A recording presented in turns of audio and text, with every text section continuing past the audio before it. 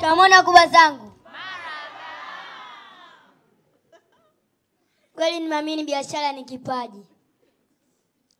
Babangu alichukua mkopo, akafungua mgahawa. Mwanzo alikuwa anauza vizuri tu, tena alikuwa anaandika hadi kwenye madaftari. Na kama mnavyojua, kazi mbaya kuwa nayo na biashara ikitania, nayo itakutania. Baada ya kuzoea kazi, akaanza kujifanyia TBS. Chakula kikiiva, anaonja sahani nzima.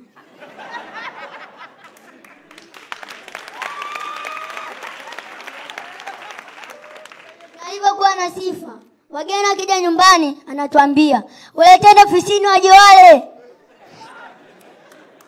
Na sio kwamba alikuja mjini kwa kupenda. Yeye ndo alikuwa analazimisha. Lengo tu wajue kwamba amefanikiwa. Biashara ikaanza kuyumba. Watu wa mkopo wanakuja kuchukua hela marejesho, yeye anawapakulia ubwabwa.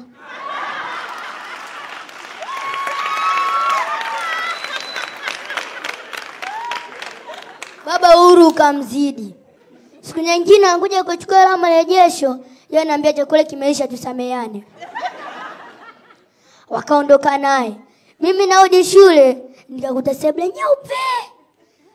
Nikimuuliza swali baba, anamjibu mama. Nikamuuliza, "Baba, TV iko wapi?" Masele, unaona? Darasa 3 tu anaanza kudai mirathi. Na hivi tupo hai.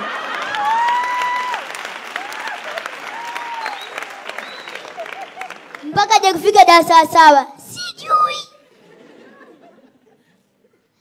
Kweli nimeamini sikuwa kufanya nini chochote uteleza.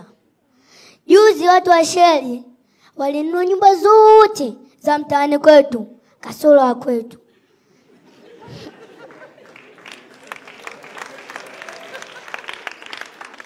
Baba akaamua kuwafuata. Sasa ndugu zangu, ndugu zako?